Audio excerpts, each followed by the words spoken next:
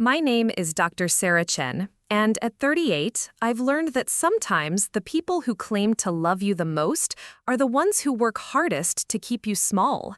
What happened at my graduation ceremony 3 months ago changed everything I thought I knew about family, loyalty, and what it means to stand in your own light. Before we jump back in, tell us where you're tuning in from, and if this story touches you, make sure you're subscribed, because tomorrow, I've saved something extra special for you. The auditorium at Georgetown University buzzed with the kind of nervous energy that only comes with doctoral graduations. After 7 years of research, late nights, and more rejected grant applications than I care to count, I was finally here. My dissertation on renewable energy policy implementation in developing nations had earned me not just a PhD, but recognition from the International Climate Research Institute. The weight of my cap felt surreal as I adjusted it for the third time in 10 minutes. My family filled an entire row near the middle section. Mom sat with her hands clasped, that proud smile she wore when she thought nobody was watching. Dad kept checking his phone, probably sharing updates with relatives back in San Francisco. My younger sister Emma bounced in her seat with the enthusiasm of someone who'd driven 12 hours just to see me walk across that stage. Then there was Michael. My older brother sat at the end of the row, arms crossed, wearing the same expression he'd perfected since we were kids, the look that said he was doing me a favor by showing up.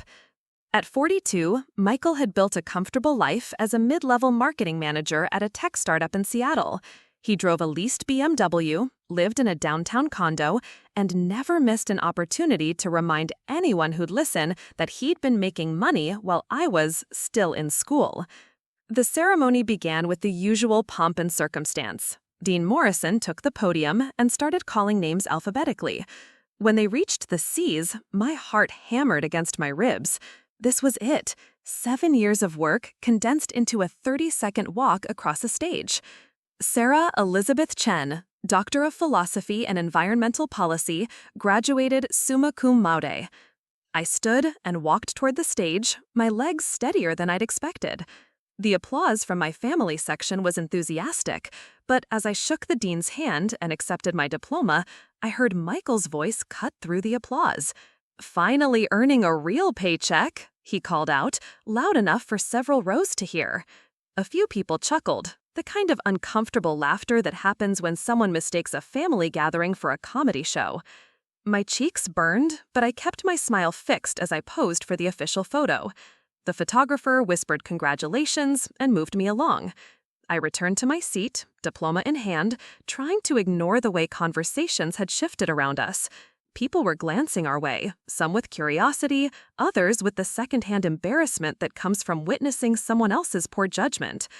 After the ceremony, families gathered on the lawn for photos and congratulations. The late May sunshine felt warm on my face as I hugged classmates and shook hands with professors. Dr. Reynolds, my dissertation advisor, pulled me aside. "Sarah, I hope you know how proud we all are.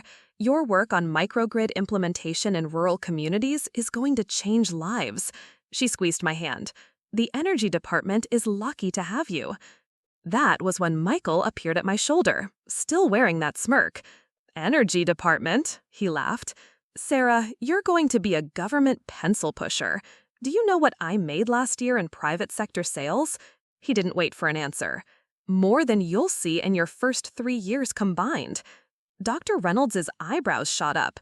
She excused herself with the kind of polite urgency professors use when they encounter parents they'd rather avoid. I watched her retreat and felt something inside me deflate. "Michael," Mom started, but he held up a hand. "I'm just saying, all this education is great, but at some point you have to join the real world. Sarah's been a professional student for what, a decade? Time to start contributing to society instead of just studying it." Emma stepped closer to me, her jaw tight. "She is contributing. Her research is going to help millions of people access clean energy." Michael rolled his eyes. "Emma, you're 26. You don't understand how the world works yet. Sarah's got fancy degrees, but I've got results. I've got a corner office, equity in my company, and a retirement fund that's actually growing." He gestured braggly. This academic stuff is nice for cocktail party conversation, but it doesn't pay the bills. The gathering around us had grown larger. Other families, professors, even some of my classmates had drifted closer, drawn by Michael's increasingly loud voice. I felt exposed, like a specimen under a microscope, with nowhere to hide. Sarah's always been the dreamer in the family, Michael continued, now fully performing for his audience. Head in the clouds, thinking she's going to save the world with solar panels and windmills. Meanwhile, the rest of us are out here making things happen in the real economy. My throat felt tight. This was supposed to be my day. 7 years of 16-hour days, missed holidays, declined social invitations, all culminating in this moment. And Michael was turning it into his own personal stage. "I think what Sarah's doing is incredible," said a voice behind me. I turned to see Janet Martinez, a fellow graduate whose research focused on water purification systems. Her work with the village projects in Kenya saved my entire research timeline. She's been consulting for the State Department for 2 years. Michael's expression shifted slightly, but he recovered quickly. Consulting is just a fancy word for temporary work. No benefits, no security. I'm talking about building a real career. Actually, Janet continued, her voice carrying that particular authority that comes with being tired of being polite, Sarah's been selected for the Presidential Climate Advisory Committee. They announced it last week. The words hit the gathering like a small explosion. Conversations stopped. Heads turned. Even Michael's confident posture wavered for just a moment. "The what now?" he asked, his voice slightly higher than before. I hadn't planned to announce it here, not like this. The selection had come through official channels just 5 days ago, complete with security clearances and non-disclosure agreements that covered most of the details. I'd been waiting for the right moment to tell my family, imagining a quiet dinner where I could explain what it meant. "It's a new initiative," I said quietly, hoping to diffuse the attention. "A small advisory group." But Janet wasn't finished. "Small? Sarah, you're going to be briefing the president directly on renewable energy infrastructure. They're flying you to Washington next week to start." The silence that followed felt dense and electric. Michael's face cycled through several expressions before settling on something that looked like disbelief mixed with irritation. "Come on," he said, forcing another laugh. "Sarah, you don't have to make things up to impress people. We're proud of your degree. You don't need to invent some fantasy job." The words hit me like a physical blow. The implication that I would lie, that I would fabricate achievements to save face, cut deeper than his earlier dismissals. I felt my hands shake slightly, and I realized that everyone was staring at me, waiting for me to respond. Emma moved closer, her hand finding my elbow. "Michael, that's enough." "What? I'm just keeping things real." Sarah's always been prone to exaggeration when she wants to sound important. Remember when she told everyone she was going to be an astronaut? Or when she claimed she'd been offered that scholarship to MIT that somehow never materialized? My stomach dropped. The MIT scholarship had materialized. I'd turned it down to stay closer to home when Dad had his heart attack my junior year of college. Michael knew that. He'd been there for those conversations, had seen the letter, had watched me make the choice to prioritize family over opportunity. The fact that he was using that decision against me now, in front of strangers, felt like a betrayal so complete I couldn't catch my breath.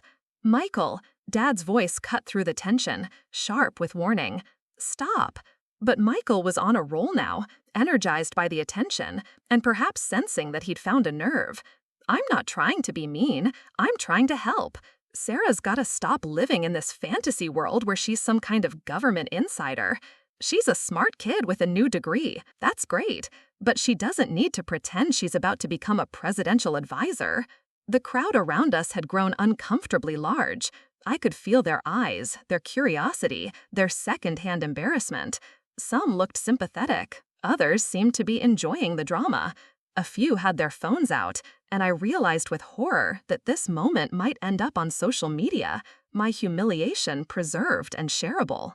Michael straightened his tie and smiled that salesman smile he'd perfected over the years.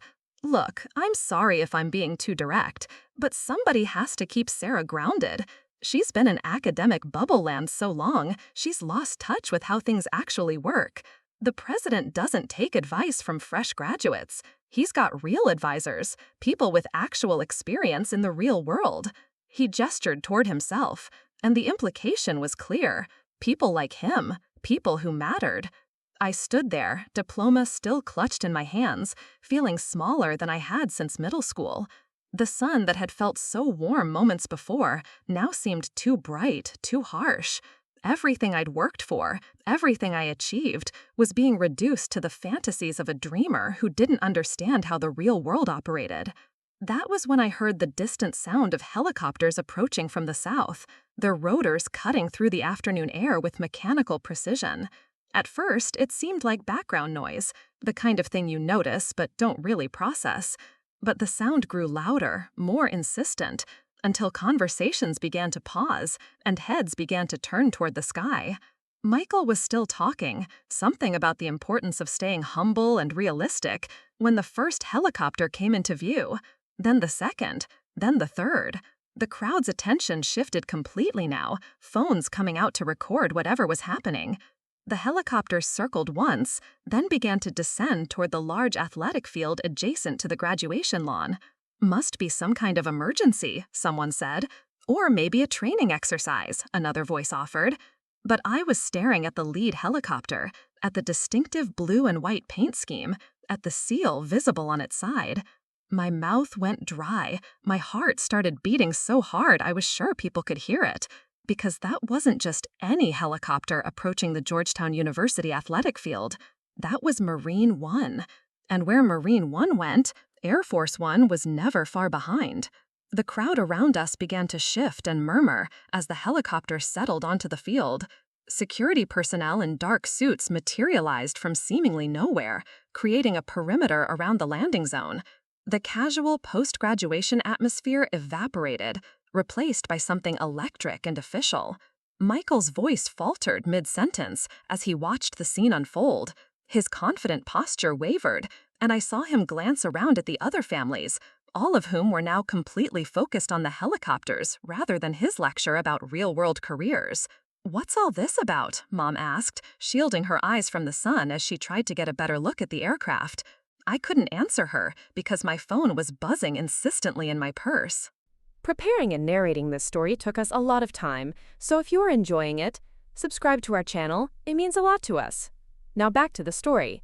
I pulled it out with trembling fingers and saw a number I'd memorized but never expected to see calling me directly. The White House switchboard. "I need to take this," I managed to say, stepping away from my family despite the chaos around us. "Dr. Chen?" The voice on the other end was crisp and professional. "This is Agent Morrison with the Presidential Protection Detail. We're going to need you to come with us. There's been a development with the climate initiative, and the president needs to speak with you immediately." My legs felt unsteady. "Now? Here?" "Yes, ma'am. We have transport standing by. Please gather any personal belongings you need and follow the agents who will approach you shortly." The line went dead. I stared at my phone, trying to process what had just happened. Around me, the graduation lawn had transformed into something resembling a movie set. Secret Service agents moved through the crowd with practiced efficiency, their eyes scanning constantly. Yellow tape was being deployed to create a wider security zone. 2 agents in identical dark suits approached our group.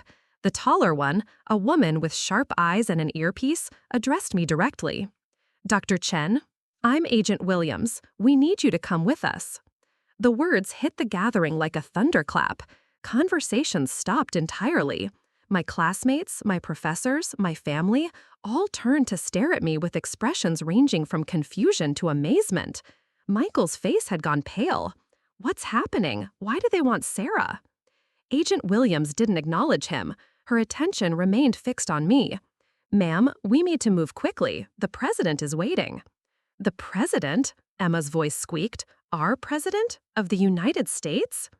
"Yes, miss. Dr. Chen has been summoned for an urgent consultation regarding the national climate emergency response."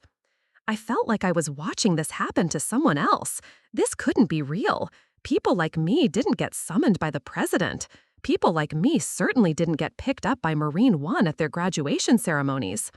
But Agent Williams was extending her arm toward the helicopters, and another agent was already moving to escort my family to a safe distance. This was happening. "Sarah," Michael called out, his voice strained. "This is some kind of mistake. Tell them this is a mistake." I turned to look at him, and for the first time in years, I saw uncertainty in his eyes. The confident older brother who'd spent the afternoon explaining why my achievements didn't matter was staring at federal agents who were treating me like someone important enough to interrupt a presidential schedule.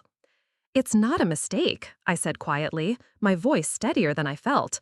"I received the appointment notification last week. I just hadn't found the right time to tell everyone." Dr. Reynolds appeared at the edge of our group, her eyes wide with amazement. "Sarah, is this about the advisory committee position?" Agent Williams nodded curtly. "Dr. Chen's expertise is needed immediately. There's been a development with the Pacific Island Sustainability Project that requires her input." Michael stepped forward, his salesman instincts kicking in despite his obvious confusion. "Look, I think there's been some mix-up. My sister just graduated. She doesn't have any real experience with government work." Agent Williams turned to look at him with the kind of steady gaze that suggested she'd dealt with difficult family members before. "Sir, Dr. Chen has been consulting with the State Department for 18 months. Her research on microgrid implementation has been integral to our climate resilience planning in 12 different countries. She was personally selected by the President's science advisor after reviewing her work with the Kenyan Rural Electrification Program." The words hung in the air like smoke. I watched Michael's face cycle through several emotions as he processed what he'd just heard. Around us, the crowd was growing larger as people realized something extraordinary was happening. 18 months? Dad asked, looking at me with confusion. "Sarah, why didn't you tell us?" "Most of the work was classified," I admitted. "I couldn't discuss the details. I wanted to wait until I could explain everything properly." "Classified work," Michael repeated slowly, as if testing how the word sounded. "You've been doing classified work." Agent Williams checked her watch. "Dr. Chen, we really need to move. The president's schedule has been adjusted to accommodate this meeting, but we have a narrow window." I looked at my family, all of them staring at me like I'd suddenly sprouted wings. Mom's hand was pressed to her chest, her eyes bright with tears she was trying not to shed. Dad looked proud and bewildered in equal measure. Emma was grinning so widely I thought her face might crack. And Michael looked like he'd been hit by a truck. "I have to go," I said, shouldering my purse and still clutching my diploma. "I'll call you as soon as I can." As Agent Williams guided me toward the security perimeter, I heard fragments of conversation from the crowd that had gathered to watch. "That's her? The one they're taking to see the president? I heard she's some kind of energy expert. Did you hear what that agent said about 12 countries? Is that why all the helicopters came?" Michael's voice cut through the murmur, loud and strained. "This doesn't make sense. Sarah's never mentioned any of this. She would have told us if she was working with the government." Dr. Reynolds stepped into the conversation, her voice carrying the authority of someone who'd spent decades in academic politics. "Mr. Chen, your sister has been remarkably modest about her achievements. Her research has been cited by policymakers across 3 continents. The work she did in Kenya alone has provided reliable electricity to over 40,000 people." 40,000? I heard Dad repeat. "Her microgrid designs are being implemented in rural communities from Bangladesh to Bolivia. The State Department has been consulting with her since her 2nd year in the program. She's probably briefed more government officials than most senior diplomats." I was at the security perimeter now, but I could still hear Dr. Reynolds continuing. "The Presidential Climate Advisory Committee only has 7 members, Mr. Chen. Your sister is the youngest person ever appointed to that level of environmental policy consultation. When she says she's been selected to brief the president directly, she's not exaggerating. She's being understated." Agent Williams helped me duck under the security tape, and suddenly we were walking across the athletic field toward Marine One. The helicopter looked even more imposing up close, its rotors already beginning to turn slowly. The presidential seal on its side seemed to glow in the afternoon sunlight. Dr. Chen, Agent Williams said as we approached the aircraft, I want you to know that this kind of direct consultation is extremely rare. The president personally requested this meeting after reading your latest report on renewable infrastructure acceleration. Your recommendations have moved to the top of the national security briefing list. I stopped walking. National security? Climate change is now classified as a direct threat to national security. Your work on rapid renewable deployment in vulnerable regions has become critical to our strategic planning. The president wants to discuss immediate implementation of your protocols on a much larger scale. We reached the helicopter, and Agent Williams helped me up the stairs. Inside, the cabin was more spacious than I'd expected, with comfortable seating and communication equipment that looked like it belonged in a science fiction movie. As we lifted off, I could see the graduation ceremony below growing smaller. The crowd was still gathered on the lawn, and I could make out my family standing together, all of them looking up at the helicopter carrying me away. From this height, Michael looked very small. The flight to Andrews Air Force Base took only minutes. As we descended, I could see Air Force One waiting on the tarmac, its massive blue and white form impossible to mistake for anything else. Ground crews moved with precision around the aircraft, and more Secret Service agents were positioned at regular intervals. Dr. Chen, Agent Williams said as the helicopter touched down, you'll be briefing the president aboard Air Force One. We're flying to Miami, where there's been a development with the Caribbean Climate Initiative. Your microgrid protocols are needed for emergency deployment. The next few minutes passed in a blur of security checks and brief introductions to staff members whose names I immediately forgot. Then I was walking up the stairs of Air Force One, the weight of the moment making each step feel surreal. An aide met me at the top of the stairs. Dr. Chen, the president is waiting for you in the conference room. He's very eager to discuss your recommendations for the Island Nations project. As I followed the aide through the aircraft, passing the presidential seal embedded in the carpet and the portraits of former presidents lining the walls, I thought about Michael's words from the graduation ceremony, about how I needed to join the real world, about how I was just a dreamer with my head in the clouds. I thought about how he'd dismissed my work as academic fantasy, how he'd suggested I was making up stories to sound important. In a few minutes, I would be sitting across from the President of the United States, discussing policies that would affect millions of people across the globe. My research, my recommendations, my head-in-the-clouds thinking was about to become national policy. The aide stopped at a door marked with the presidential seal. He's just inside, she said, knocking twice before opening the door. And there, sitting at a polished conference table with briefing folders spread in front of him, was the president. He looked up as I entered and stood, extending his hand with a warm smile. Dr. Chen, he said, thank you for coming on such short notice. I've been reading your work, and I have to say, your ideas about rapid renewable deployment might just save the world. The meeting aboard Air Force One lasted 3 hours. We flew from Andrews to Miami while I briefed the president, his chief of staff, the Secretary of Energy, and the National Security Advisor on the Caribbean renewable infrastructure emergency. Hurricane Maria's aftermath had left several island nations without reliable power for 18 months, and my microgrid protocols offered the fastest path to energy independence. The president listened intently as I explained how distributed solar networks could provide both immediate relief and long-term resilience. He asked detailed questions about implementation timelines, asked me to clarify technical specifications, and took notes in the margins of my printed reports. When I suggested that traditional utility companies might resist the decentralized model, he nodded grimly and asked his chief of staff to schedule meetings with energy lobbyists. The meeting aboard Air Force One lasted 3 hours. We flew from Andrews to Miami while I briefed the president, his chief of staff, the Secretary of Energy, and the National Security Advisor on the Caribbean renewable infrastructure emergency.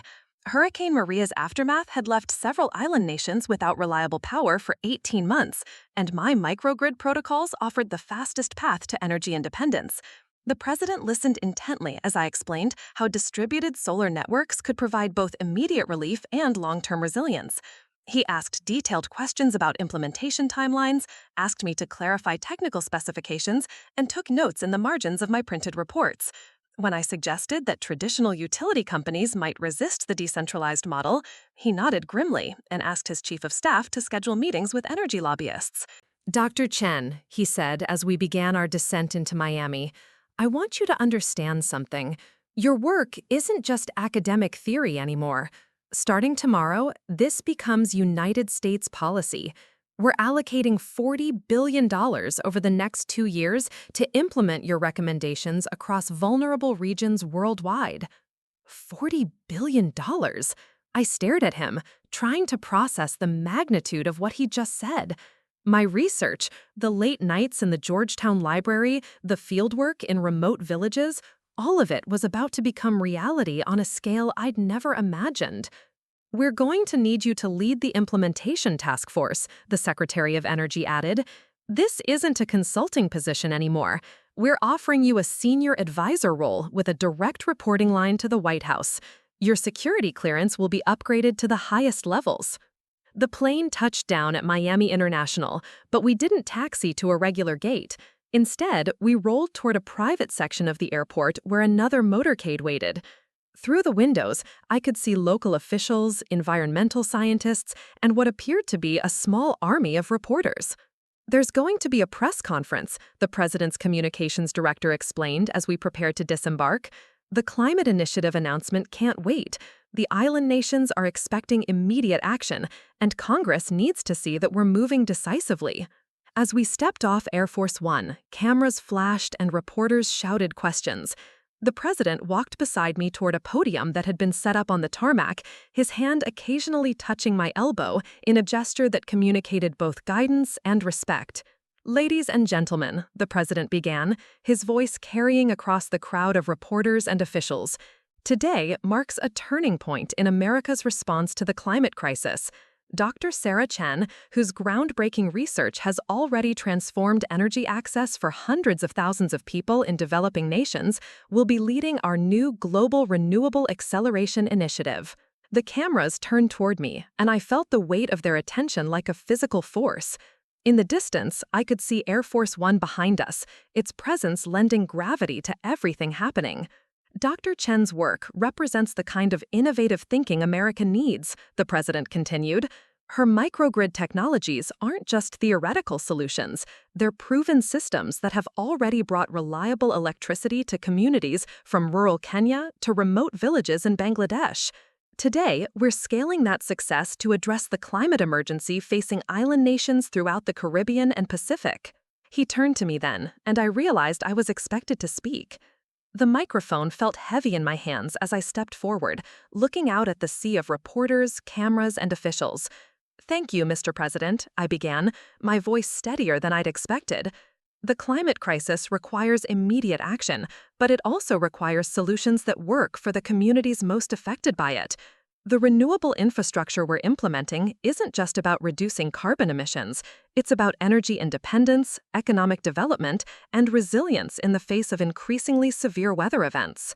I spoke for 10 minutes about distributed energy systems, about the importance of community ownership in renewable projects, about how the Island Nations Initiative would serve as a model for climate adaptation worldwide.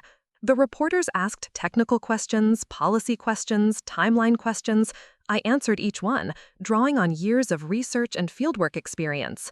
When the press conference ended, the president's staff whisked me into the motorcade for a tour of hurricane-damaged areas where the first pilot projects would be implemented. We visited communities that had been without reliable power for over a year, where generators ran sporadically and businesses struggled to maintain basic operations. At each stop, I found myself explaining technical details to local officials, sketching out microgrid configurations on tablet computers, and assuring community leaders that the new systems would be owned and operated locally rather than by distant corporations. The work felt familiar and urgent, like a larger version of the projects I'd been implementing for years. It wasn't until we returned to the airport that I remembered my family back in Washington. My phone had been buzzing constantly throughout the day, but I'd been too focused on the briefings and meetings to check the messages. The text notifications filled my screen. Messages from Emma, from Mom and Dad, from college friends who'd seen the press conference on television. There were missed calls from Dr. Reynolds, from classmates, from reporters trying to reach me for follow-up interviews. But the message that caught my attention was from Michael. "Sarah, I saw the news. I need to talk to you. Please call me." As Air Force One prepared for the return flight to Washington, I found a quiet corner of the cabin and dialed his number. He answered on the first ring. "Sarah? Oh my God, Sarah, I've been watching the news all day. They're saying you're going to be running a $40 billion program. They're saying you briefed the president. I don't understand what's happening. His voice sounded strained, almost desperate. The confident older brother who'd spent the afternoon explaining my limitations to a crowd of strangers was gone, replaced by someone who seemed genuinely lost. It's real, Michael. The work I've been doing, the consulting with the State Department, the advisory committee appointment, all of it. But why didn't you tell us? Why didn't you say anything about being involved with the government? I looked out the airplane window at the lights of Miami falling away below us. I tried to tell you. I tried to tell all of you, but every time I mentioned my work, you made it sound like children's games. You called it academic fantasy. You told me I needed to join the real world. The silence on the line stretched for a long moment. When Michael spoke again, his voice was quiet, almost broken. Sarah, I'm sorry. I had no idea. I thought you were just... I don't know what I thought. I was so wrong. You weren't just wrong about my work, Michael. You were cruel about it. You made me feel ashamed of what I'd accomplished. You did it in front of my professors, my classmates, people I respect. You made it sound like I was making things up to impress people. I know, and I'm sorry. I saw the way everyone was looking at me after you left. Dr. Reynolds told me about your research, about the people your work has helped. She said you've probably had more real-world impact than most senior government officials. I felt like such an idiot. Through the phone, I could hear voices in the background, probably our family discussing the day's events. I imagined them gathered around the television, watching news coverage of my appointment, trying to reconcile the sister and daughter they thought they knew with the person they'd seen briefing the president. Michael, I need you to understand something. This isn't about you feeling foolish. This is about the fact that you've been undermining my confidence for years. Every family gathering, every achievement I tried to share, you found a way to minimize it. You made me feel like I had to apologize for my education, for my research, for wanting to make a difference. You're right. You're absolutely right, and I don't know how to fix it. You can start by recognizing that your definition of success isn't the only one that matters. You can stop measuring everyone else's achievements against your own scorecard. And you can remember that the work people do to help others has value, even if it doesn't come with a corner office or equity shares. The plane began its descent toward Andrews Air Force Base. Outside, I could see the lights of Washington spread across the landscape, the Capitol dome illuminated in the distance. Sarah, can I ask you something? When you were sitting in that room with the president, talking about policies that are going to affect millions of people, what did that feel like? I thought about the moment when the president had asked me to explain how distributed energy systems could provide both immediate disaster relief and long-term economic development. I thought about the weight of his attention, the gravity of the decisions being made based on my recommendations.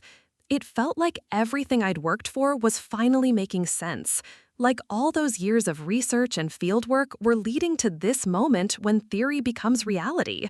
It felt like being exactly where I was supposed to be. And I tried to make you feel small for that. Yes, you did. Another long silence. Then Michael's voice, quieter than before. I think I was jealous. Not of your job or your degree, but of the way you always seemed to know what mattered. You always cared about things bigger than yourself. I built a career around selling products to people who don't need them, and you built one around solving problems that actually matter. I think that scared me. The conversation continued for another 20 minutes as we flew back toward Washington. Michael asked about my research, about the communities I'd worked with, about what the new position would mean for my future. For the first time in years, he listened without trying to redirect the conversation toward his own achievements. When we landed at Andrews, a small motorcade was waiting to take me back to Georgetown. The graduation ceremony felt like it had happened weeks ago rather than hours ago, though I was still wearing the same clothes and still carrying my diploma. As the car pulled up to the university, I could see that the athletic field was empty now, the helicopters long gone, but there were still people on the graduation lawn, families taking final photos, saying goodbye to friends. The ordinary celebration of academic achievement continuing as if the world hadn't just shifted on its axis. My family was waiting for me near the parking lot, all of them standing together under a streetlight. When I got out of the car, Mom was the first to reach me, pulling me into a hug that felt different from the one she'd given me after the ceremony. This one carried weight, recognition, perhaps a little awe. "We watched everything," she said. "The press conference, the news coverage. Honey, we had no idea you were involved in work like this." Dad squeezed my shoulder, his eyes bright with pride and something that might have been regret. "We should have asked more questions. We should have listened better when you tried to tell us about your research." Emma bounced on her toes, grinning widely. "Sarah, you were on Air Force One. You briefed the president. This is the coolest thing that's ever happened to our family." Michael stood slightly apart from the group, his hands in his pockets, his confident posture from earlier replaced by something more uncertain. When our eyes met, he stepped forward. "Sarah, I owe you an apology that's bigger than what I can give you tonight. But I want you to know that I'm proud of you. I'm proud of what you've accomplished. And I'm sorry it took seeing you on the national news for me to understand how wrong I've been." The words felt genuine, weighted with the kind of regret that comes from recognizing a fundamental misunderstanding of someone you thought you knew. But they also felt like the beginning of a longer conversation, one that would take time and patience to work through. "Thank you," I said simply. "We'll have time to talk more about this." As we walked back toward the cars, Emma linked her arm through mine. "So, what happens now? Do you move to Washington? Do you get Secret Service protection? Do you have to learn how to use the special phones on Air Force One?" I laughed, feeling some of the tension from the day finally beginning to ease. "I don't know yet. Everything happened so fast. I know I start meeting with the implementation team next week, and there's going to be a lot of travel to the island nations. Beyond that, I'm figuring it out as I go." "Just like you always have," Dad said, and this time his voice carried nothing but admiration. The drive home was quiet, each of us lost in our own thoughts about the day's events. As we pulled into the driveway of my parents' house, I looked at the familiar suburban street, at the house where I'd grown up dreaming about making a difference in the world. Tomorrow, those dreams would become my daily work. Tonight, I was still trying to understand how the girl who'd once been told she had her head in the clouds had ended up with her feet firmly planted on the ground, where policy becomes reality. 6 months later, I stood on the deck of a research vessel anchored off the coast of Barbados, watching the final installation of our 15th microgrid system in the Caribbean region. The morning sun cast long shadows across the solar array platforms that now dotted the island's coastline, each one representing not just clean energy, but economic independence for communities that had been struggling with unreliable power for generations. The transformation had been remarkable. What started as emergency disaster relief had evolved into a comprehensive renewable infrastructure network that was already serving as a model for similar projects in the Pacific Islands, West Africa, and Southeast Asia. The $40 billion initiative had grown into something larger than any of us had initially envisioned. My phone buzzed with a text from Emma. "Saw you on CNN this morning. Mom cried during your interview about the fishing village project. Call us when you get back to shore." The Fishing Village project had become my favorite success story to share with reporters. A small community on the eastern coast of Barbados had been losing their young people to emigration because the unreliable electrical grid made it impossible to run the refrigeration systems needed for their fishing cooperative. Within 3 months of installing our distributed solar network, they'd expanded their operations, started selling surplus energy back to the main grid, and had waiting lists of young people wanting to return home to work in the growing renewable energy sector. "Dr. Chen?" Agent Torres, my new security detail, approached with a satellite phone. "Washington is calling." I'd grown accustomed to these calls over the past few months. The success of the Caribbean initiative had attracted attention from governments around the world, and my days were now filled with briefings for foreign ministers, consultations with development banks, and strategy sessions with international climate organizations. "Sarah, it's Secretary Rodriguez." The Secretary of Energy's voice was crisp despite the satellite connection. "I'm calling with some interesting news. The European Union has formally requested that you brief their climate committee next month. They want to discuss adapting your microgrid protocols for rural communities across Eastern Europe." I leaned against the ship's railing, watching technicians make final adjustments to the monitoring equipment. That's a completely different environment from what we've been working with here. Different weather patterns, different regulatory frameworks, different economic structures. Exactly why they want you. Your approach to community-centered implementation seems to translate across cultural boundaries in ways that traditional top-down infrastructure projects don't. The president wants you to take the meeting. The president and I had developed a working relationship that still surprised me. Our monthly briefings had evolved from formal presentations into collaborative strategy sessions, where he often challenged my assumptions and pushed me to think about the political implications of technical decisions. He'd started referring to me as his reality check on climate policy, someone who could explain why theoretically sound approaches might fail in practice. There's something else, Secretary Rodriguez continued. The Nobel Committee has been asking questions about your work. I can't say more than that, but I wanted you to be prepared for increased media attention over the next few months. The Nobel Committee?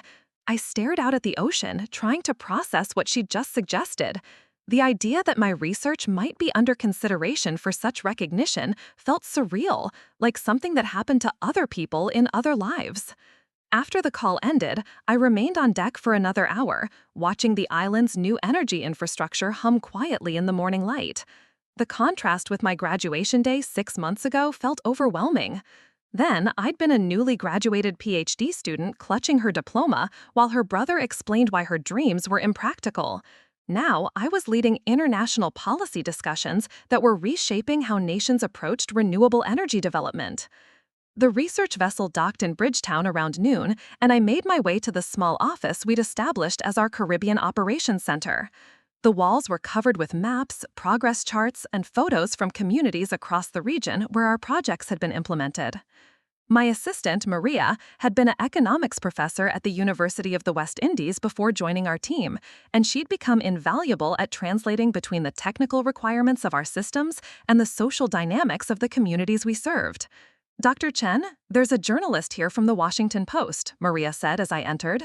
She's writing a feature about the political impact of the climate initiative. She's been waiting about an hour. The journalist, Catherine Walsh, was younger than I'd expected, with the kind of intense energy that suggested she'd built her career by asking difficult questions. She'd arranged her recording equipment carefully on the small conference table and had clearly done extensive research. Dr. Chen, thank you for making time. I'll get right to the point. Your work has fundamentally changed how the administration approaches climate policy, but it's also created some powerful enemies.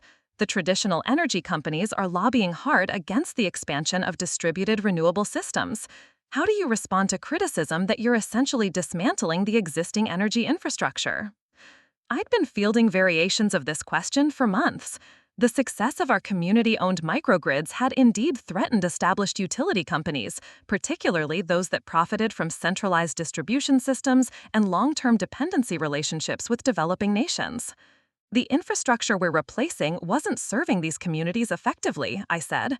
When people have been without reliable electricity for months or years, it's hard to argue that we're dismantling something that was working.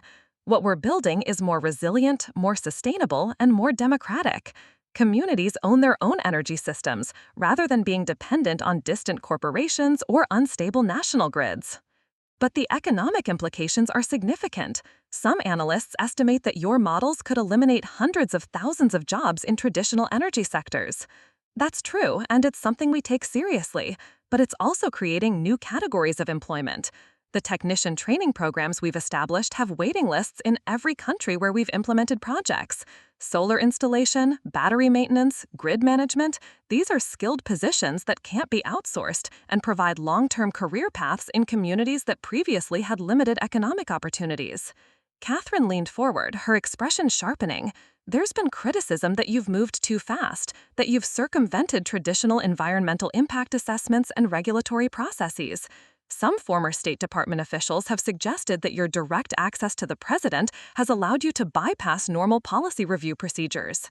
The question hit closer to home than I'd expected.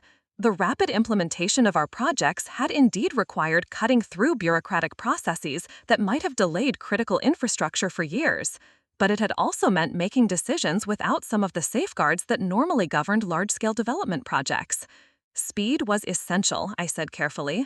Communities that have been without reliable power for 18 months can't wait for 3-year environmental impact studies. We've done extensive consultation with local environmental groups, and our systems are designed to enhance rather than disrupt existing ecosystems.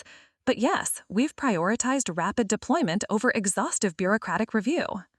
Do you ever worry that you've gained too much influence too quickly? 6 months ago, you were a graduate student. Now you're setting international energy policy and advising heads of state.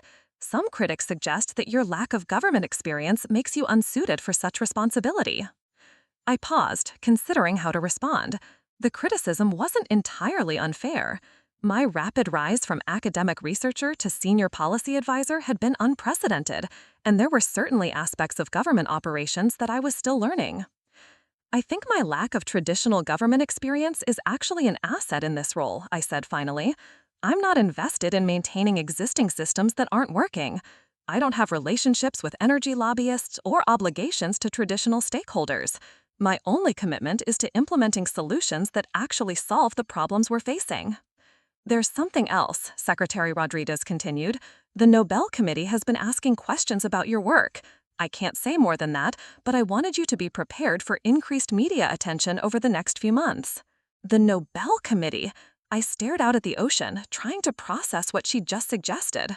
The idea that my research might be under consideration for such recognition felt surreal, like something that happened to other people in other lives. After the call ended, I remained on deck for another hour, watching the island's new energy infrastructure hum quietly in the morning light. The contrast with my graduation day 6 months ago felt overwhelming. Then, I'd been a newly graduated PhD student clutching her diploma while her brother explained why her dreams were impractical. Now, I was leading international policy discussions that were reshaping how nations approached renewable energy development.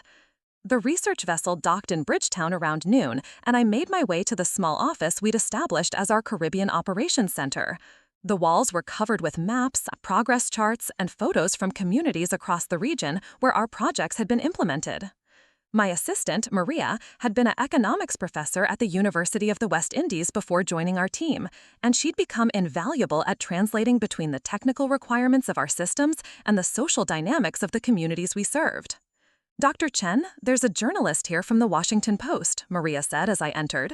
She's writing a feature about the political impact of the climate initiative. She's been waiting about an hour. The journalist, Catherine Walsh, was younger than I'd expected, with the kind of intense energy that suggested she'd built her career by asking difficult questions. She'd arranged her recording equipment carefully on the small conference table and had clearly done extensive research. Dr. Chen, thank you for making time. I'll get right to the point. Your work has fundamentally changed how the administration approaches climate policy, but it's also created some powerful enemies. The traditional energy companies are lobbying hard against the expansion of distributed renewable systems. How do you respond to criticism that you're essentially dismantling the existing energy infrastructure? I'd been fielding variations of this question for months. The success of our community-owned microgrids had indeed threatened established utility companies, particularly those that profited from centralized distribution systems and long-term dependency relationships with developing nations. The infrastructure we're replacing wasn't serving these communities effectively, I said. When people have been without reliable electricity for months or years, it's hard to argue that we're dismantling something that was working. What we're building is more resilient, more sustainable, and more democratic. Communities own their own energy systems, rather than being dependent on distant corporations or unstable national grids. But the economic implications are significant. Some analysts estimate that your models could eliminate hundreds of thousands of jobs in traditional energy sectors. That's true, and it's something we take seriously, but it's also creating new categories of employment. The technician training. The interview continued for another 40 minutes, covering everything from technical specifications of our microgrid systems to the political challenges of working with multiple international governments. When Catherine finally packed up her equipment, she asked one final question. Dr. Chen, what would you say to young women who are watching your career and wondering whether it's possible to make this kind of impact in traditionally male-dominated fields like energy policy and international relations? The question made me think of Emma, of the messages I'd been receiving from college students around the world, of the young women I'd met in the communities where we'd implemented our projects who were now studying renewable energy systems and talking about careers in environmental engineering. I'd say that the most important thing is to focus on the work itself rather than the obstacles. I didn't set out to break barriers or challenge existing power structures. I just wanted to solve a problem that mattered. The impact came from the quality and relevance of the research, not from any strategy about positioning myself in government circles.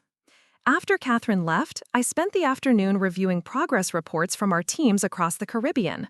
The numbers were impressive.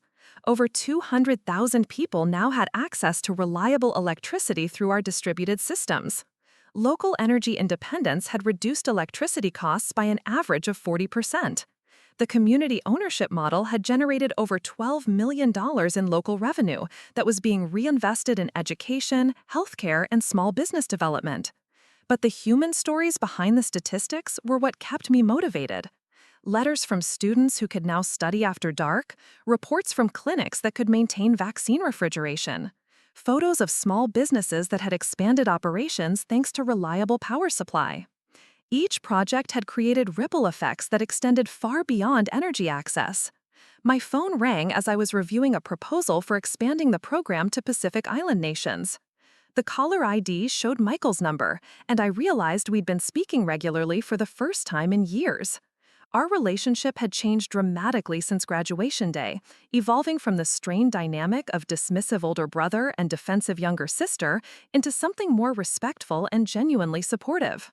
"Sarah, I just saw the Washington Post interview announcement on their website," he said. "How did it go?" Challenging questions, but fair ones. She pushed me on some of the criticisms about moving too fast and bypassing traditional regulatory processes. "How do you feel about that criticism? Do you think it's valid?" The question surprised me. 6 months ago, Michael would have either dismissed such concerns entirely or used them to suggest that I was in over my head. Now he was asking for my honest assessment of legitimate policy challenges. "There's some validity to it," I admitted. "We have moved faster than traditional government programs, and there are risks that come with that. But there are also risks that come with moving slowly when people are suffering from infrastructure failures. I think we found the right balance, but I understand why some people are concerned." "That sounds like a diplomatic answer. What do you really think?" I laughed, recognizing that he was pushing me the same way the president often did, asking for unvarnished assessment rather than polished talking points. "I think bureaucratic caution kills more projects than bureaucratic speed does. I've seen too many communities wait years for infrastructure improvements that never come because the approval process becomes more important than the actual need. Yes, we've taken risks, but calculated risks in service of urgent need." "That makes sense. Sarah, can I ask you something personal? Do you ever miss the simpler life? Before all this responsibility, when your biggest concern was finishing your dissertation?" The question caught me off guard. I looked out the window at the Caribbean sunset, at the islands dotted with the solar installations that had become my life's work, at the research vessel preparing for tomorrow's deployment to the next project site. "Sometimes," I said honestly, "there are days when the weight of making decisions that affect hundreds of thousands of people feels overwhelming. When I wake up thinking about policy implications and international negotiations instead of just focusing on research problems." "But you don't regret it?" "No, this work matters too much to regret. The responsibility is heavy, but it's also a privilege. How many people get the opportunity to see their research translated into reality at this scale?" We talked for another 20 minutes about family news, about his work, about Emma's decision to apply for graduate programs in environmental engineering. The conversation felt natural and easy in a way that our interactions hadn't for years. After we hung up, I remained in the office as darkness fell over Bridgetown. The city's lights sparkled across the harbor, many of them now powered by the renewable systems we'd installed. In a few hours, I'd be on a plane back to Washington for briefings with congressional committees, meetings with international development officials, and strategy sessions about expanding the program to 3 new regions. The girl who'd walked across the Georgetown graduation stage 6 months ago had been proud of her research but uncertain about its real-world relevance. The woman sitting in this Caribbean office was responsible for international policy initiatives that were reshaping how nations approached energy independence and climate resilience. The transformation hadn't just been professional. I'd learned to navigate political complexities, to build coalitions across cultural and linguistic barriers, to communicate technical concepts to audiences ranging from village elders to heads of state. I discovered strengths I didn't know I possessed and developed expertise in areas I'd never planned to enter. Most importantly, I'd learned that the work itself was reward enough. The impact on communities, the advancement of sustainable development goals, the demonstration that academic research could translate into immediate real-world benefits, all of that mattered more than recognition or career advancement. Tomorrow would bring new challenges, new projects, new opportunities to prove that community-centered renewable energy could transform not just individual lives, but entire economic and social systems. Tonight, I sat in a small office on a Caribbean island, watching the lights of a community that now controlled its own energy future, and felt grateful for the path that had brought me here. The phone buzzed with another message from Emma. "Proud of you, big sister. Come home soon so we can celebrate properly." Home. The word had taken on new meaning over these months of constant travel and international responsibility. But wherever the work took me, whatever challenges lay ahead, I knew that the foundation remained the same. Research that mattered, solutions that worked, and the satisfaction of seeing abstract theories become concrete improvements in people's lives. 2 years after that graduation day at Georgetown, I found myself standing in the same auditorium where my brother had tried to diminish my achievements. This time, the setting was different. The university had invited me back as the keynote speaker for their environmental sciences commencement ceremony, and the irony wasn't lost on me that I was addressing graduates from the same stage where I'd once walked to receive my own diploma while Michael questioned my future prospects. The auditorium was packed beyond capacity. Families filled every seat, with overflow crowds watching on screens in adjacent buildings. Media crews had set up cameras along the walls, and I recognized several international journalists who'd been following our global renewable energy initiatives. The Secretary General of the United Nations sat in the front row, having flown in specifically to attend the ceremony and meet with me afterward about expanding our community-centered energy programs to refugee camps worldwide. As I looked out at the sea of graduates in their caps and gowns, I thought about how dramatically my own life had transformed since I'd sat in those same seats. The shy doctoral student who'd been publicly humiliated by her own brother had evolved into someone who now briefed world leaders, shaped international climate policy, and led initiatives that had brought reliable electricity to over 3 million people across 4 continents. The journey hadn't just been professional. I'd learned to navigate political complexities, to build coalitions across cultural and linguistic barriers, to communicate technical concepts to audiences ranging from village elders to heads of state. I'd discovered strengths I didn't know I possessed and developed expertise in areas I'd never planned to enter. Most importantly, I'd learned that the work itself was reward enough. The impact on communities, the advancement of sustainable development goals, the demonstration that academic research could translate into immediate real-world benefits, all of that mattered more than recognition or career advancement. Tomorrow would bring new challenges, new projects, new opportunities to prove that community-centered renewable energy could transform not just individual lives, but entire economic and social systems. Tonight, I sat in a small office on a Caribbean island, watching the lights of a community that now controlled its own energy future, and felt grateful for the path that had brought me here. The phone buzzed with another message from Emma. "Proud of you, big sister. Come home soon so we can celebrate properly." Home. The word had taken on new meaning over these months of constant travel and international responsibility. But wherever the work took me, whatever challenges lay ahead, I knew that the foundation remained the same. Research that mattered, solutions that worked, and the satisfaction of seeing abstract theories become concrete improvements in people's lives. 2 years after that graduation day at Georgetown, I found myself standing in the same auditorium where my brother had tried to diminish my achievements. This time, the setting was different. The university had invited me back as the keynote speaker for their environmental science commencement ceremony, and the irony wasn't lost on me that I was addressing graduates from the same stage where I'd once walked to receive my own diploma while Michael questioned my future prospects. The auditorium was packed beyond capacity. Families filled every seat, with overflow crowds watching on screens in adjacent buildings. Media crews had set up cameras along the walls, and I recognized several international journalists who'd been following our global renewable energy initiatives. The Secretary General of the United Nations sat in the front row, having flown in specifically to attend the ceremony and meet with me afterward about expanding our community-centered energy programs to refugee camps worldwide. As I looked out at the sea of graduates in their caps and gowns, I thought about how dramatically my own life had transformed since I'd sat in those same seats. The shy doctoral student who'd been publicly humiliated by her own brother had evolved into someone. The rapid expansion of our renewable energy programs had attracted criticism from established energy companies, resistance from some government bureaucracies, and skepticism from academic institutions that preferred slower, more traditional approaches to policy implementation. There had been congressional hearings where hostile representatives had questioned my qualifications, international conferences where industry lobbyists had attempted to discredit our community ownership models, and media interviews where journalists had suggested that my influence was disproportionate to my experience. But there had also been moments of profound validation.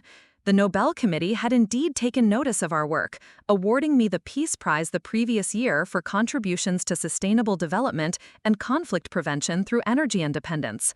The citation had specifically mentioned our success in providing reliable electricity to communities recovering from natural disasters and violent conflicts, noting that energy security often served as a foundation for broader social stability. Standing at the podium now, I could see my own family in the audience.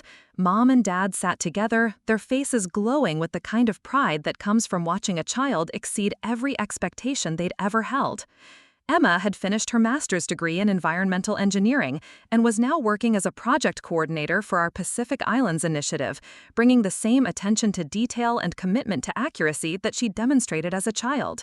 Her presence on our team had been invaluable, particularly in developing training programs for local technicians who would maintain the renewable energy systems long after our initial installation teams had moved on to other projects. Michael sat beside them, and our eyes met briefly across the crowded auditorium. Our relationship had continued to evolve over these 2 years, moving through stages of his adjustment to my new role and eventually settling into something resembling genuine mutual respect. He'd become one of my most reliable sources of honest feedback, someone who could challenge my assumptions without the political considerations that shaped most of my professional interactions. When I told him about the Nobel Prize, he'd been quiet for a long moment before saying that he was proud of me and sorry it had taken him so long to understand what I was trying to accomplish. The transformation in our family dynamics had been gradual but profound. Where once Michael had dominated conversations with stories of his professional achievements, family gatherings now included detailed discussions of renewable energy policy, international development challenges, and the complexities of implementing technical solutions across diverse cultural contexts. He'd started reading academic papers about sustainable development, asking informed questions about our project methodologies, and even attending some of the public lectures I gave at universities and policy institutes. More importantly, he'd begun examining his own career choices through a different lens. The marketing position that had once seemed like the pinnacle of professional success now felt hollow compared to work that directly improved people's lives. He'd started volunteering with a nonprofit that provided business development training to entrepreneurs in underserved communities, using his sales and marketing expertise to help small business owners develop sustainable economic models. It wasn't the dramatic career change that some people might have expected, but it represented a genuine shift toward work that aligned with his evolving values. As I began my keynote address, I could feel the weight of expectation from the audience. These graduates had chosen environmental science as their field of study during a time of unprecedented climate challenges, and they were looking for guidance about how to make meaningful contributions to solutions that often seemed overwhelmingly complex. 2 years ago, I sat where you're sitting now, I began, my voice carrying clearly through the auditorium sound system. I was convinced that my research mattered, but I wasn't entirely sure how it would translate into real-world impact. I had spent 7 years studying renewable energy policy implementation, but I hadn't yet learned the difference between understanding a problem and having the opportunity to solve it. I spoke about the evening that had changed everything, though I focused on the broader lessons rather than the personal details of my family conflict. I described the moment when academic research suddenly became urgent policy necessity, when theoretical frameworks had to be adapted for immediate implementation under crisis conditions, and when the luxury of peer review and gradual consensus building gave way to the pressure of making decisions that would affect hundreds of thousands of people. The most important lesson I've learned, I continued, is that expertise without the courage to advocate for your ideas is simply an expensive form of intellectual entertainment. Your research, your knowledge, your understanding of environmental systems, these things only matter if you're willing to stake your reputation on their validity and fight for their implementation. The speech lasted 45 minutes, covering everything from the technical challenges of implementing renewable energy systems in post-disaster environments to the political complexities of working with multiple international governments simultaneously. I discussed the importance of community ownership in sustainable development projects, the role of cultural sensitivity and technology transfer, and the ways that environmental solutions could serve as foundations for broader economic and social development. But the core message was about the responsibility that comes with specialized knowledge. I challenged the graduates to think beyond traditional career paths, to consider how their expertise could be leveraged for maximum impact rather than maximum personal advancement, and to remember that the most meaningful professional satisfaction often comes from work that serves purposes larger than individual success. After the ceremony, I was approached by dozens of graduates with questions about career opportunities in international development, strategies for transitioning from academic research to policy implementation, and advice about building the kind of interdisciplinary expertise that would allow them to work effectively across technical and political domains. One young woman, whose thesis had focused on water purification systems for refugee camps, asked about the possibility of adapting our energy independence models for water security initiatives. Her questions were sophisticated, and her proposed integration of solar-powered desalination with community ownership structures showed exactly the kind of innovative thinking that our expanding programs needed. We're always looking for people who can think systemically about infrastructure challenges, I told her. Send me your resume and a brief outline of how you'd approach water security in the 3 refugee camps where we're currently implementing energy projects. If your ideas are as strong as your questions suggest, we might have a position for you starting this fall. The conversation reminded me of my own progression from academic researcher to policy implementer, and how much of that transition had depended on being ready when opportunities presented themselves. The helicopter landing at my graduation ceremony had been dramatic, but the real preparation had happened over years of developing expertise, building credibility, and learning to communicate complex ideas to diverse audiences. As the afternoon reception continued, I found myself in conversation with the Secretary General about expanding our community energy programs to serve refugee populations worldwide. The United Nations had been monitoring our work in the Caribbean and Pacific Islands, and they were particularly interested in our success with community ownership models that created local economic opportunities while providing essential infrastructure. Dr. Chen, what we're seeing in your projects is something that traditional development programs have struggled to achieve, she said, her accent carrying the authority of someone who'd spent decades working on international humanitarian initiatives. You've managed to create systems that serve immediate needs while building long-term capacity for self-sufficiency. The refugee camps we're dealing with often become permanent settlements, but they're treated as temporary facilities with temporary solutions. Your approach could change that paradigm completely.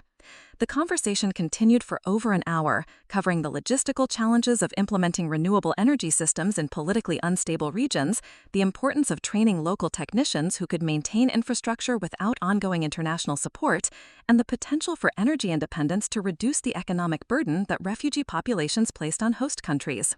By the time the reception ended, we'd outlined a preliminary framework for pilot projects in 3 different refugee camps, with the understanding that successful implementations could be scaled to serve millions of displaced people worldwide. The scope of the potential impact was staggering, and I felt the familiar combination of excitement and responsibility that came with each expansion of our programs. That evening, my family gathered for dinner at the same restaurant where we'd celebrated my graduation 2 years earlier. The contrast with that earlier meal was remarkable. Then, the conversation had been dominated by Michael's skepticism about my career prospects and his insistence that I needed to adjust my expectations to more realistic levels.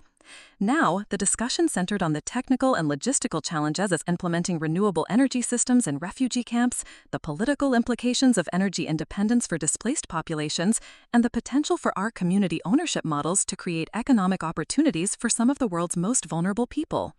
Michael asked detailed questions about refugee camp infrastructure, about the security challenges our teams would face working in politically unstable regions, and about the training programs we'd need to develop for local technicians who might have limited formal education but extensive practical experience with mechanical systems. His questions showed a level of engagement with the substance of the work that would have been unimaginable 2 years earlier. "Sarah," he said, as dessert was being served, "I want you to know that I've been thinking a lot about that day at your graduation, about the things I said, about the way I tried to diminish what you were accomplishing." The restaurant's ambient noise seemed to fade as our family's attention focused on his words. This wasn't the first time Michael had apologized, but something in his tone suggested a deeper level of reflection. "I was wrong about your work, obviously, but I think I was also wrong about something more fundamental. I was measuring success by the wrong criteria entirely. I thought achievement meant individual advancement, personal recognition, financial security. It never occurred to me that the highest form of professional success might be work that serves other people's needs rather than your own." He paused, looking around the table at faces that were listening with the kind of attention reserved for important family moments. "Watching what you've accomplished over these 2 years, seeing the impact your work has had on millions of people, has made me reconsider everything I thought I knew about what makes a career meaningful. I'm proud of you, but I'm also grateful that your example has pushed me to think about my own work differently." Mom reached across the table to squeeze both of our hands. "Michael, it means everything to hear you say that. And Sarah, I hope you know how proud we are of the person you've become." The moment felt like a completion of something that had begun on graduation day 2 years earlier. The family dynamic that had been damaged by years of competitive comparison and misunderstood priorities had been rebuilt on a foundation. The communities we're serving have been living with unreliable electricity for years or decades. My stress about making the right decisions is a luxury compared to their daily reality of not having reliable power for basic needs.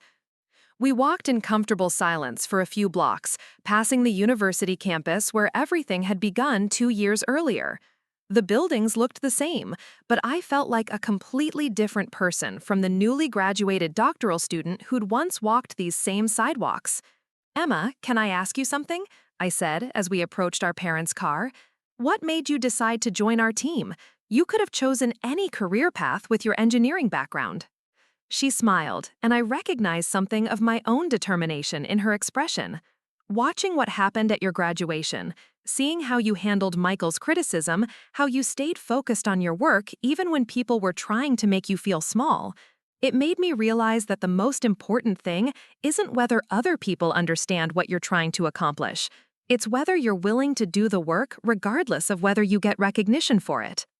Her words stayed with me during the drive home and through the evening as I prepared for the next day's meetings. Tomorrow would bring briefings with congressional committees about expanding funding for international renewable energy initiatives, strategy sessions with United Nations officials about refugee camp implementations, and technical consultations with engineering teams who were adapting our microgrid designs for use in Arctic communities affected by climate change. The scope of the work had grown far beyond what I'd imagined when I first started researching renewable energy policy as a graduate student. What had begun as academic interest in sustainable development had evolved into responsibility for programs that were reshaping how international organizations approached infrastructure development in vulnerable communities.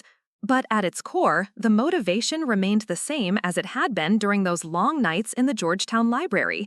I wanted to solve problems that mattered, to translate theoretical knowledge into practical solutions, and to prove that academic research could serve purposes more significant than career advancement or intellectual satisfaction. The Nobel Prize ceremony in Stockholm had been surreal, standing on a stage before an audience of world leaders and accepting recognition for work that had started as a doctoral dissertation. But more meaningful had been the letters I'd received from people in communities where our projects had been implemented. A teacher in Barbados who could now hold evening classes because the school had reliable electricity. A small business owner in Fiji who'd expanded her operations thanks to consistent power supply. A clinic director in Kenya who could maintain vaccine refrigeration year-round. Those letters reminded me that the real measure of success wasn't international recognition or policy influence, but the concrete improvements in individual lives that resulted from work done with precision and commitment to excellence. As I reviewed briefing materials for the next day's meetings, my phone buzzed with a text message from Michael. "Sarah, I know you're busy preparing for tomorrow, but I wanted to say thank you for the conversation at dinner. I'm proud to be your brother." The message was simple, but it represented a transformation in our relationship that had taken 2 years to develop. The competitive dynamic that had characterized our interactions for decades had been replaced by something more collaborative and supportive. Where once he'd seen my achievements as diminishing his own importance, he now understood that success wasn't a zero-sum competition between siblings. I responded with equal simplicity. "Thank you for growing with me. I'm proud to be your sister too." The exchange felt like a final resolution of the conflict that had erupted at my graduation ceremony. We'd both learned things about ourselves and each other that had made us better people, better family members, and more thoughtful about the purposes our work should serve. Late that night, as I finished preparing for the refugee camp initiative briefings, I reflected on the path that had brought me from that humiliating graduation day confrontation to this moment of preparing to expand life-changing programs to serve some of the world's most vulnerable populations. The transformation hadn't just been professional. I'd learned to navigate political complexities that weren't covered in any graduate school curriculum, to build coalitions across cultural and linguistic barriers that required skills no academic program had taught me, and to communicate technical concepts to audiences ranging from village elders to heads of state. More importantly, I discovered that expertise without the courage to advocate for implementation was merely an expensive form of intellectual entertainment. The knowledge I'd developed during years of academic research only mattered because I'd been willing to stake my reputation on its practical application and fight for its implementation despite institutional resistance and political complications.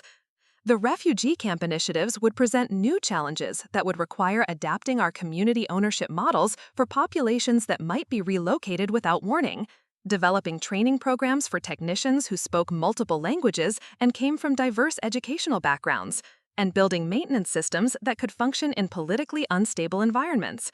But the core principles would remain the same: community control over essential infrastructure, economic opportunities created through local ownership of energy systems, and technological solutions designed to enhance rather than replace existing social structures. As I turned off my laptop and prepared for sleep, I looked out my apartment window at the Washington skyline. Somewhere in the distance, the White House was illuminated against the night sky, a reminder of the access and influence I'd gained over these 2 years. But more meaningful to me were the lights in the residential neighborhoods spread across the city, each one representing families who took reliable electricity for granted in ways that millions of people around the world could not. Tomorrow would bring new opportunities to extend that basic security to communities that had been living without it, to prove again that academic research could translate into immediate improvements in people's daily lives, and to demonstrate that the highest form of professional success was work that served purposes larger than individual advancement. The girl who'd walked across the Georgetown graduation stage 2 years earlier had been proud of her research but uncertain about its real-world relevance. The woman preparing for sleep in this Washington apartment was responsible for international initiatives that were reshaping how the world approached sustainable development, energy independence, and community empowerment. The journey had been unexpected, challenging, and more meaningful than anything I'd imagined when I first chose environmental science as my field of study. And it was just beginning. 6 months later, I stood in a refugee camp outside Amman, Jordan, watching the final installation of our first community-owned microgrid system designed specifically for displaced populations. The project had required adapting our technology for temporary structures that might need to be relocated, developing training programs for technicians who spoke Arabic, Kurdish, and Dari, and creating economic models that could function within the complex legal framework governing refugee employment. But it had worked. The camp now had reliable electricity for the first time since its establishment 3 years earlier. Children could study after dark, medical facilities could maintain refrigerated vaccines, and small businesses had begun operating in the evening hours when the day's heat subsided. Standing beside me was Amara, a young woman who'd arrived at Dadiamt as a refugee from Syria but had completed our technician training program and was now responsible for maintaining the entire electrical system. Her technical skills were impressive, but more importantly, she understood the social dynamics of the community in ways that our international engineering teams never could. "Dr. Chen," she said in careful English, "when will the next camp receive this system?"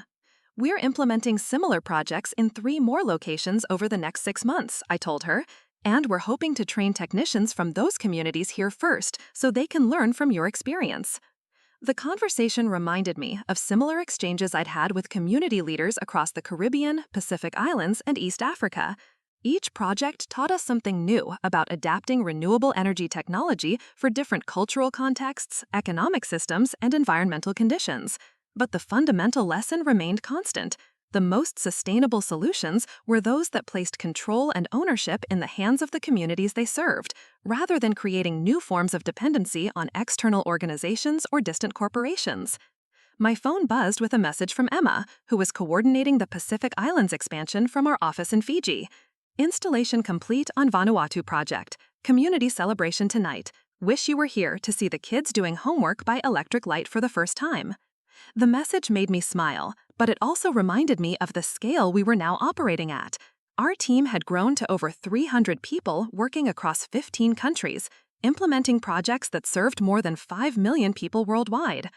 The logistical complexity of coordinating technical installations, training programs, and community consultations across such diverse environments required management skills that no graduate program had prepared me for. But the core motivation remained exactly the same as it had been during those solitary hours in the Georgetown Library researching renewable energy policy implementation for my doctoral dissertation.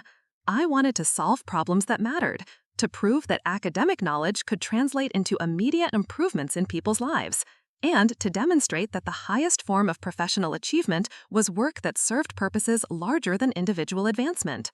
The girl who'd walked across the Georgetown graduation stage 2 years earlier had been proud of her research but uncertain about its real-world relevance. The woman preparing for sleep in this Washington apartment was responsible for international initiatives that were reshaping how the world approached sustainable development, energy independence, and community empowerment. The journey had been unexpected, challenging, and more meaningful than anything I'd imagined when I first chose environmental science as my field of study, and it was just beginning.